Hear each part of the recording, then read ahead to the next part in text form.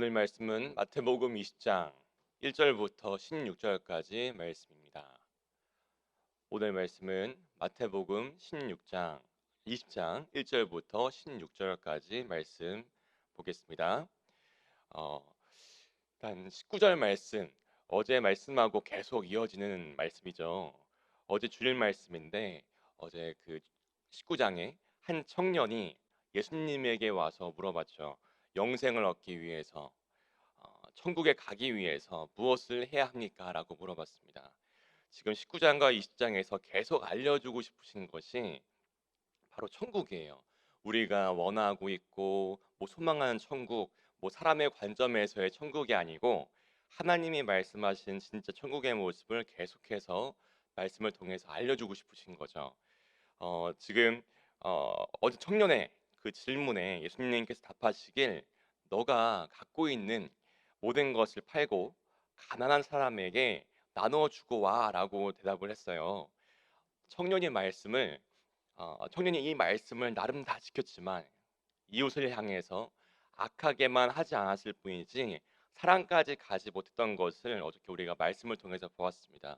그래서 예수님이 너의 모습 가운데 이웃을 향한 그 사랑이 없어 이것을 보게 하시고자 사랑이 없으면 구원이 없는 것을 알려주시고자 갖고 있는 것을 다 팔아가지고 나누어 주라고 하신 거죠.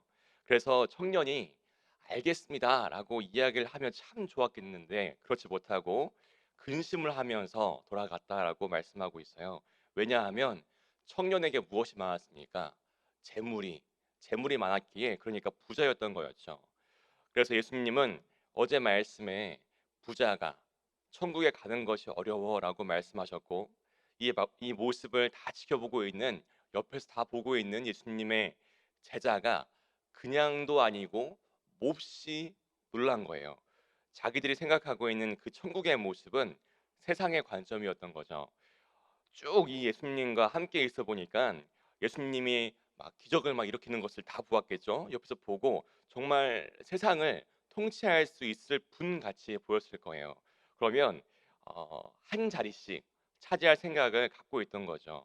부자가 되는 것이 그들에게 구원이라고 생각했을 수 있어요. 이제 팔자 고치고 정말 금은보화가 내 것이 될 수 있고 어, 좋은 집에 또한 명품에 이런 것을 생각하고 기대하고 있었을 거예요. 그래서 19장 27절 어제 말씀을 또 보면 몹시 놀란 거예요. 몹시 놀라가지고 우리가 천국 때문에 모든 것을 버리고 예수님을 따르고 있지 않습니까? 이제 와서 무슨 소리 하고 계십니까? 이러고 있는 거죠. 그럼에도 예수님은 열두 보좌를 약속하시고 비록 이 땅에서 다 내려놓고 겸손하고 낮은 자의 삶을 살아가 삶같이 보이지만 우리의 공의의 하나님께서 말씀하시길 하늘에서 큰 자가 될 것이고 그리고 29절 말씀에 최고의 복이 무엇입니까? 영생을 말씀하시죠. 그런데 이미 내 소원만 우리의 마음 가운데 가득하고 또한 보이지 않고 들리지 않는다면 정말 하나님이 말씀하신 진짜 복을 거부하고 있을 거예요. 내가 원하고 그리고 바라고 있는 이 땅에서 누릴 수 있는 그 복을 주세요가 너무 강할 수가 있다는 겁니다. 이 시간에 우리가 말씀을 통해서 나는 하나님에게 어떤 복을 얻기 위해서 그리고 어떤 복을 받기 위해서 신앙생활을 하고 있는지 진정 구원과 거룩을 위해서 하나님을 찾고 있는지 내 모습을 보고 회개하는 시간이 되길 소망합니다. 아멘. 그리고 나서 19장 마지막 말씀이죠.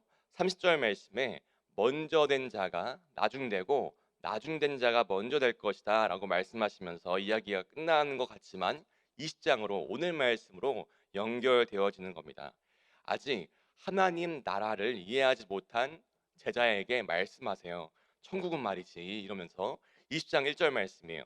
그래서 천국은 마치로 시작을 하고 있습니다. 천국은 마치 품꾼을 얻어 포도원에 들여보내려고 이른 아침에 나간 집주인과 같다라고 하고 있어요. 포도원 주인이 지금 포도원에 이 품꾼을 고용하려고 이른 아침부터, 그러니까 새벽이에요. 이 사람들의 그 생각으로 이 사람들이 이른 아침이라고 일하는 시간이 새벽 6시부터 일을 하거든요. 그래서 그때부터 나가 있어요. 주인이 누군가를 시키고 종을 시키고 이러지 않고 직접 나가서 품꾼을 선택을 하고 있는 거죠. 그런데요, 한 가지 우리가 좀 기억해야 할 말씀은 들여 보내려고 한다라는 겁니다. 들여 보내려고. 포도원에 가서 열심히 일할 사람, 뭐 농사를 짓게 하고 수확물을 얻게 하고 뭐 이런 사람을 찾기 위함이다 이런 말씀이었고요. 그저 들여 보내려고만 하고 있어요. 이 말씀을 좀 기억하시면서 2절 말씀을 보겠습니다. 그가 하루 한 데나리온씩 품꾼들과 약속했다. 한 데나리온이 하루 품삯을 말씀하고 있어요. 하루 품삯이에요. 그래서 주인이 내가 이 값을 줄 거야라고 약속하고 포도원으로 부르고 있습니다. 아까 새벽부터 주인이 일꾼을 찾고 있었고 지금은 좀 시간이 흘렀어요. 흐르고 있습니다.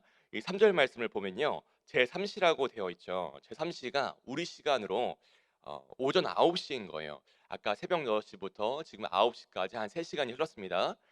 또 제3시에 나가 보니 장터에 놀고 서 있는 사람이 있다. 오전 9시에 또 나가 보니까 장터에 사람이 더 있는 거예요. 여기에 왜 아직도 이 사람이 서 가지고 놀고 있는 겁니까? 아직 다른 고용주에게 선택을 받지 못한 일꾼인 거예요. 근데 주인이 또 부르고 있습니다. 신기하게 또 부르고 있어요. 4절 말씀에 그러면 너희도 같이 포도원에 가자라고 얘기하고 있습니다. 너희에게도 내가 상당하게 줄게라고 하시죠. 이 상당하게라는 말이 그 헬라어로 디카이오스라고 하고 있어요. 공정하게, 공의롭게. 그러니까 얼마인지 뭐 얘기는 하지 않았지만 모르지만 공정하게 줄게라고 지금 주인이 얘기하고 있어요.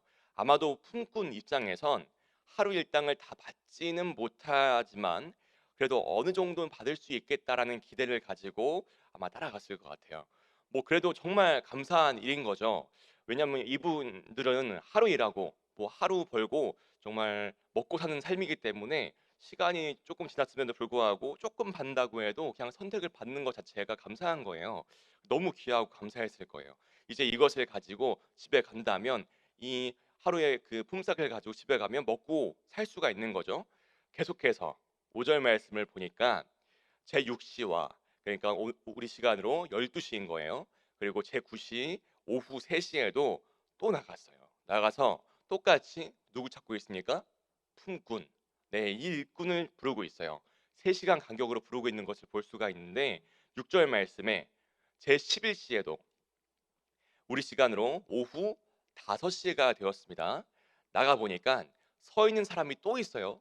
네, 이 뭐 하루가 다 끝나가는데 또 있는 겁니다. 너희는 어찌하여 종일토록 놀고 여기 서 있냐라고 물으시죠. 지금 이 시간은 하루의 일이 다 끝날 시간이에요. 다 끝나고 이제 뭐 마무리하고 집에 갈 시간인데 그럼에도 불구하고 주인은 그냥 가지 않고 또 부르고 있는 것을 보고 있습니다. 알고 보니까 7절 말씀에 품꾼들이 이야기하고 있죠. 품꾼으로 선택을 받지 못했기 때문에 여지껏 하루가 다 저물어가는 시간까지 일을 하지 못하고 있던 거예요. 어쨌거나 이제 일할 시간이 1시간도 채 남지 않았던 것을 볼 수가 있어요. 근데 이상합니다. 주인이 굳이 부르지 않아도 되지만 이 품꾼을 궁휼히 여기고 또 포도원으로 부르고 있는 것을 볼 수가 있어요. 이제 좀 눈치가 빠르신 분들은 지금 이 비유가 무엇을 이야기하는지 주인은 누굴 의미할까요? 주인. 네, 예수님이시죠. 그리고 포도원은 천국을 의미하고 있습니다. 하나님의 목적은 이 이른 시간부터 이른 새벽부터 저녁까지 계속해서 하루 왼종일 천국의 하나님의 백성을 찾고 부르고 계신다는 거예요. 어떤 사람을 찾고 있습니까? 일이 없어요. 하루 일하고 하루 벌어서 또한 하루 먹고 사는 정말 심령이 가난한 사람이에요. 이렇게 보잘것없고 자격이 없지만 죄인 된 우리를 천국으로 들어오게 하시는 하나님의 은혜와 하나님의 열심에 감사해야 될 줄 믿습니다. 이 모습이 바로 어제 부자에게 말씀하신 그 사랑의 모습인 거예요. 일꾼이 더 필요하지 않죠. 이렇게 계속 부르고 있는데 얼마나 많겠, 뭐 포도원이 엄청 큰 것도 아닌 것 같은데 필요하지 않지만 계속해서 찾고 계시는 거예요. 이렇게 부르시는 것이 품꾼은 일이 없으면 그날 먹을 게 없고 살아갈 수가 없기 때문에 그래서 예수님은 이렇게 주변을 둘러보고 또 둘러보고 또 찾고 하시면서 이 품꾼을 계속해서 부르시는 거죠. 지금이야 뭐 우리가 다 잘 먹고 잘 산다고 하지만 우리가 주변을 둘러보지 않아서 그리고 자세하게 보지 않아서 그렇지 섬김이 필요하고 사랑이 필요한 사람이 얼마나 많은지 모르겠어요. 요즘은 다 외롭다고 하기도 하고 또한 마음의 상처가 가득하기도 하고 얼마나 많습니까? 예수님은 다 아시기 때문에 아침부터 저녁까지 한 명 한 명 정말 불쌍히 여기면서 사랑으로 품으신 거예요. 말로만 사랑하는 것이 아니고 품삯을 줘가면서 어, 이 물질로 우리의 시간으로 또한 우리의 몸으로 이웃을 섬기고 또한 품을 때 그곳에 포도원의 구원이 있고 바로 그의 하나님의 나라가 임할 줄 믿습니다. 아멘. 자, 8절 말씀을 계속해서 보겠습니다. 8절 말씀을 보면요. 시작이 저물매로 시작하죠. 자, 이제 그 오늘 일이 다 끝이 났고 포도원 주인이 자기 청지기에게 시켜서 말해서 품꾼들을 다 불러 모아서 이제 품삯을 주려고 해요.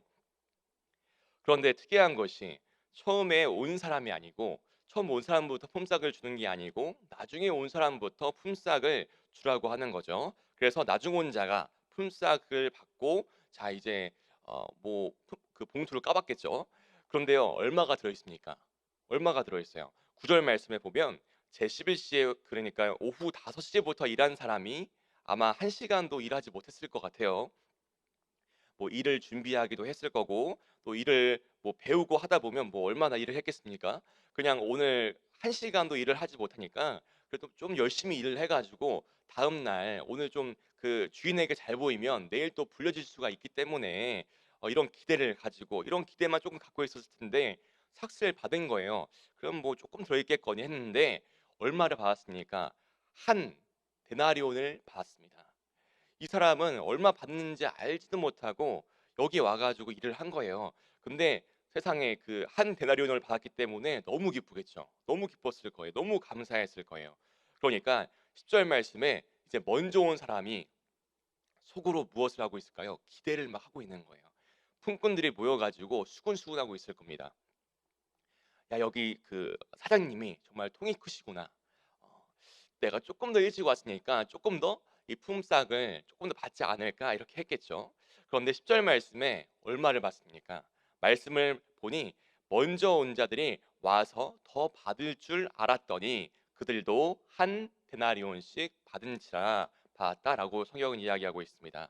그러니까 이해할 수가 없죠. 이 품꾼들이 먼저 온 사람들이 이해할 수가 없어요.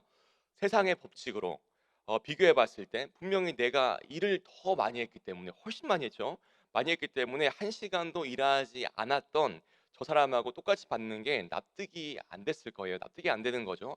공평한 것이 아니니까요. 공평하지 않죠. 혹시 이 주인이 착각한 게 아닌가? 아까 했던 이야기들이 혹시 기억이 안 나는 것인가? 뭐 그런 생각이 들기도 하고 그래서 11절 말씀에 따지기 시작해요.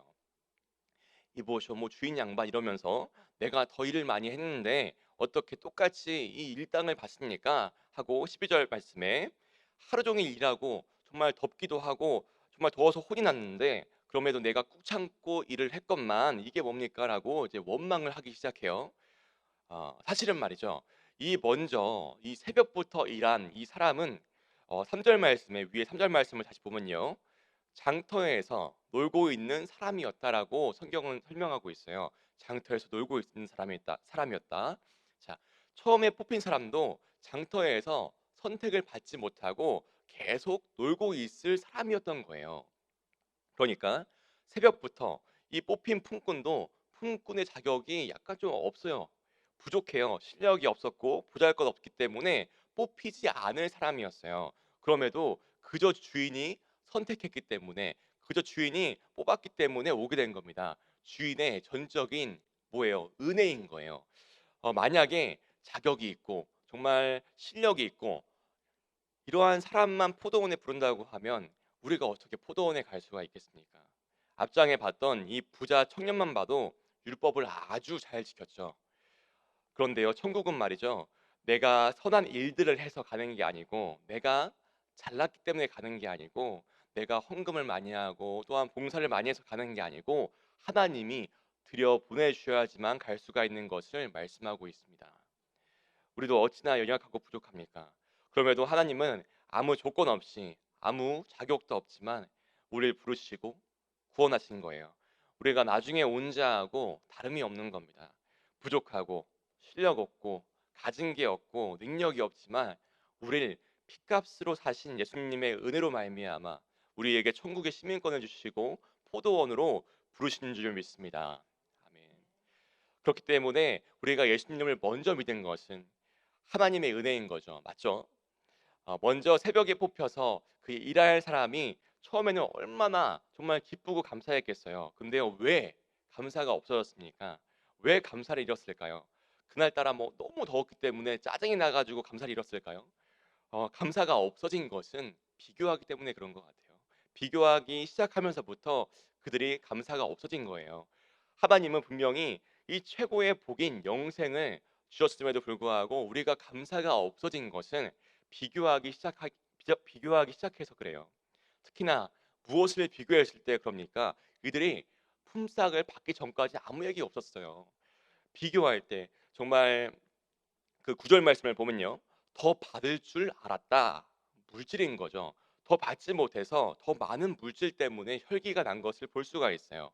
한 데나리온이라고 계속 이야기하고 있는데 한 데나리온이 하루 품삯이에요. 하루 품삯. 하나님은 우리를 먹이시고 입히시고 이 땅에 살아갈 수 있게 책임을 져 주시지만 우리가 늘 이야기하는 것은 아 이거 말고 더 주세요. 더 주세요라고 남과 비교해 가면서 만족감이 없죠. 만족감이 없고 없는 것만 따져가면서 하나님께 원망만 하고 감사가 없어지고 정말 기쁨이 없어지는 거예요. 우리 안에 이 혈기의 근원, 탐심, 물질 우상이 끊어지길 소망합니다. 우리가 구할 것은 이웃과 비교하면서 우리 좀 부족해요 하나님 물질을 더 주세요가 아니고 이웃에게도 하나님의 사랑이 흘러가고 함께 천국 백성이 되게 해주시옵소서 하고 기도를 해야 되는 것이죠. 그리고 이웃을 비교의 대상으로 보지 마세요. 이웃은 비교의 대상이 아니고 뭐 질투의 대상이 아니고 배아파해야 될 대상이 아니고 그저 사랑의 대상인 줄 믿습니다. 아멘. 자, 13절 말씀에 주인의 반응, 주인의 대답을 계속해서 볼 건데요. 주인이 그 중에 한 사람에게 이제 품꾼 중에 한 사람에게 대답을 하는 거죠. 근데 친구여, 내가 너에게 잘못한 것이 없어. 너가 나와 한 데나리온의 약속을 하지 않았냐? 이렇게 물어보고 있습니다. 얘기해주고 있어요. 14절 말씀에 그러니까 너의 몫이나 그냥 가지고 가. 내가 다 똑같이 주는 것은 다 나의 뜻이야. 15절 말씀에도 이 돈이 다 내 것인데 내 마음대로 하는 게 무엇이 문제가 되냐? 내가 선하는데 왜 악하게 보고 있니? 라고 말하고 있어요. 맞죠. 주인은 한 데나리온의 약속을 분명하게 했었고 그리고 데리고 온 거였고 품꾼도 좋습니다. 감사합니다 하고 오케이 하고 온 거 아니겠어요? 그런데요, 이 원망을 하는 품꾼에게 예수님은 뭐라고 하고 있습니까? 친구여, 친구여라고 말하고 있어요. 예수님께서 막 화를 내시면서 이것 봐라, 이러지 않고 품꾼이 어디서 감히 이렇게 하지 않고 정말 악으로 갚는 것이 아니고 선하게 사랑으로 대하고 있는 것을 볼 수가 있습니다. 친구여, 친구여, 다시 감사를 회복해. 다시 하나님의 은혜를 회복해야 한다라고 말하고 있는 거예요. 그리고 마지막으로 이 품꾼을 향해서 16절 말씀에 당부의 말씀을 하고 계시는데요. 나중된 자가 먼저 되고 먼저 된 자가 나중될 수 있어라고 하시죠. 지금은 나중된 모습으로 하나님의 은혜를 잊어버리고 불평과 불만의 모습으로 있을 수 있지만 하나님의 은혜를 회복해서 먼저 된 자가 되어야 돼라고 말씀하고 계신 거예요. 여러분, 하나님의 구원에 정말 감사하며 살아가고 계십니까? 그 어떠한 것을 가지고도 정말 취하지 못할 영생을 또한 구원을 우리가 하나님의 전적인 그 크신 은혜로 말미암아 받았습니다. 근데요, 가장 귀한 영생의 복을 우리가 받고 가졌음에도 불구하고 내가 원하는 것이 이루어지지 않는다고 그리고 남과 비교해 보니까 부족하다고 불평하고 원망하고 불만의 삶을 이젠 다 꺼내길 간절히 소망합니다. 예수님은 오늘도 말씀하시죠. 이렇게 악한 저희를 향해서 친구여라고 불러주세요. 친구여, 하나님의 은혜를 회복해야 해, 감사를 회복해야 해라고 말씀하세요. 우리를 부르시고 그리고 세우시고 구원하신 분은 오직 하나님밖에 없음을 믿으시고 오늘도 내게 주어진 것에 감사하시고 하나님의 은혜에 그리고 범사에 감사할 수 있는 하루가 천국 백성의 삶이 다 되길 간절히 소망합니다. 아멘. 기도하겠습니다. 하나님, 오늘도 말씀 앞에 나오게 하시고 듣게 하시고 말씀의 거울로 내 모습을 보게 하시니 감사합니다.